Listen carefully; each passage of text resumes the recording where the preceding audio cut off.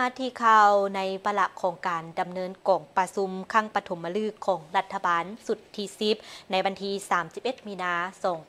2026ท่านเลขาธิการใหญ่คณะบริหารงานศูนย์กลางภาคประธานประเทศได้มีคำเห็นโอ้ล้มโดยเน้นนักให้รัฐบาลสุดที่10สืบต่อเอาใจใส่แก้ไขปัญหาเข่งห้อนต่างๆที่เกิดขึ้นในสังคมเป็นต้นปัญหาน้ำมันเสื้อไฟ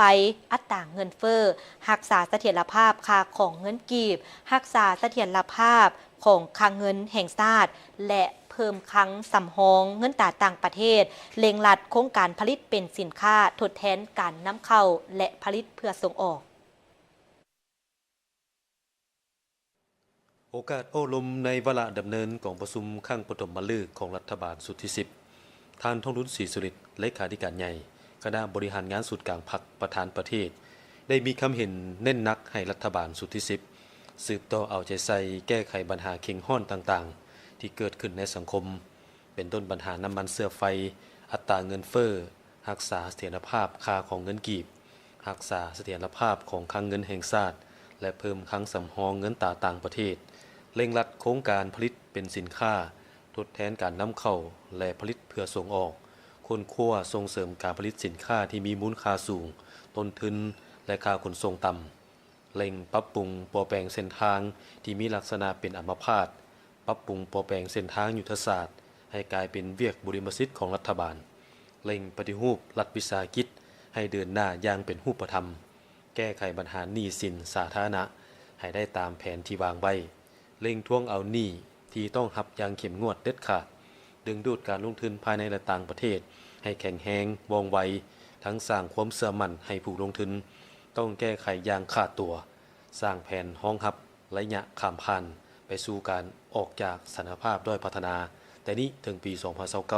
เพื่อญาติแยงเอาการช่วยเหลือสนับสนุนจากประเทศเพื่อนมิตรและองค์การจัดตั้งสากลให้ได้หลายพร้อมนี้ทานทองรุ่นศรีสุริตได้เน้นให้รัฐบาลสุดที่10คุณเกี่ยวปรับปรุงกลไกการเฮ็ดเวียกให้มีลักษณะบุกทะลุแท้บุกทะลุไปสู่การปฏิบัติเวียกงานให้มีประสิทธิภาพประสิทธิผลสูง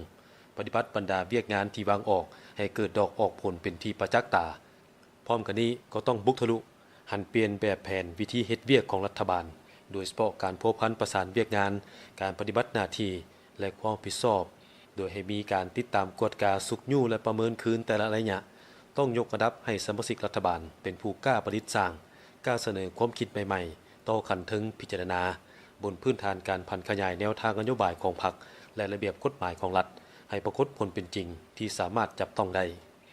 รัฐบาลสุดที่10ต้องได้เข้มงวดในการปรับปรุงกลจักการจัดตั้งและปรับปรุงกลไกเฮ็ดเวียกของกระทรวงองค์การเทียบเท่าและของท้องถิ่นเพื่อรับประกันประสิทธิภาพและประสิทธิผลของเวียกงานที่รับผิดชอบพร้อมทั้งให้กวดกาคืนทั้งหมดบรรดาโครงการลงทุนทั้งภายในและต่างประเทศที่อนุมัติไปแล้วให้เข้มงวดและเด็ดขาดตามกฎหมายและระเบียบการต่อโครงการที่บ่มีประสิทธิผลและให้สืบต่อปฏิบัติคำสั่งฉบับเลขที่15/นย.ลงวันที่13 พฤษภาคม 2016ว่าด้วยการเพิ่มทวีเข้มงวดในการคุ้มครองและกวดกาการขุดค้นไม้เคลื่อนย้ายไม้และธุรกิจไม้ให้มีผลศักดิ์สิทธิ์อย่างต่อเนื่อง